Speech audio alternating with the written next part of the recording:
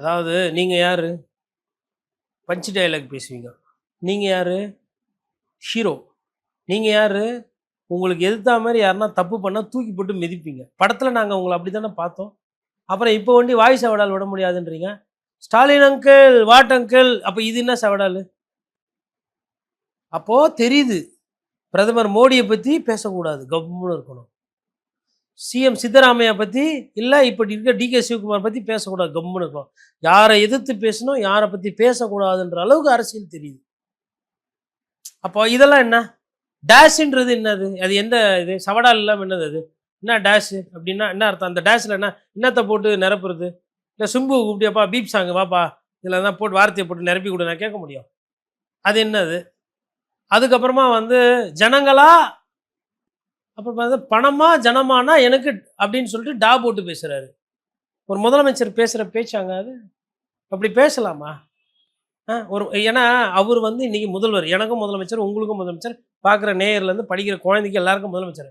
வாடா போடான்னு ஒரு முதல்வர் ஒரு தின ஒரு ஒரு ஒரு இதில பேசுறது என்னங்க அது? அக்ரிணையில பேசுறது. என்ன தமிழ் அது? கோவம் வரும் தான்.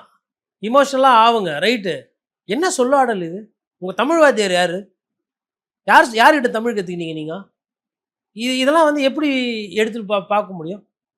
பஞ்ச் டயலாக் பேசுறேன்னு சொல்லிட்டு அத படத்துல வரா மாரியே பேசிட்டு இருக்கீங்க. இன்னமும். ஒரு இப்ப சபாநாயகரே எனக்கு வாய்ப்பு குடு. அப்படி கேட்கலாம்ல சட்டமன்றத்துல. எப்பா ஜெயசிடி சொல்லுப்பா. எப்பா அப்பாவு என்னப்பா? எப்பா ஜெயக்குமார் பாருப்பா டைம் ஆகுதுப்பா. அப்பாலிங்கெல்லாம் பேச முடியாதுப்பா. உடனே குடுப்பா. இப்படியும் பேசலாம்ல?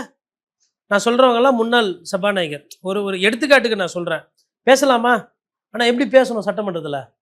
மாண்புமிகு பேரவைத் தலைவரே, மாண்புமிகு அவைத்தலைவரே, மாண்புமிகு உறுப்பினர், முதலமைச்சர் பேசப் போறார். கருத்து கேளுங்க. உங்களுக்கு இதுல எதனா விவாதம் இருந்தா பேசுங்க. வாதத்துக்கு வாதம். இப்படி சொல்லுங்க. இது இந்த இந்த சட்டத்தின் அடிப்படையில இப்படி.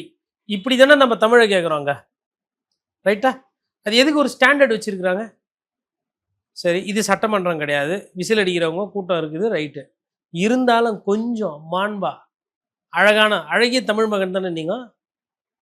கொஞ்சம் டீசென்ட்டான வார்த்தைகள் அழகா போட்டு பஞ்ச் நீங்க குறைக்க வேண்டாம். உங்களுக்கு அது நல்லா வருது. நீங்க நல்லா பண்ணுங்க. எதுக்கு அப்படி அந்த வார்த்தையெல்லாம் விடணும்? அப்புறம் இன்னொன்னு சொல்றாரு, குழந்தைங்க மழலை செல்வன்லாம் இறந்து போயிட்டாங்க. உள்ளபடியே அது அவர் பேசும்போது எனக்குமே மனசு கஷ்டமா இருந்தது. அவரோட வலி வேதனை எனக்கு புரியுது சரி. வலி வேதனை ஒரிஜினல் நான் ஏத்துக்கிறேன். அப்படி இருக்கும்போது எதுக்கு போய் சிஎம் அங்கிள போய் வூட்ல பார்த்தீங்க? அவரு தானே காரணம்.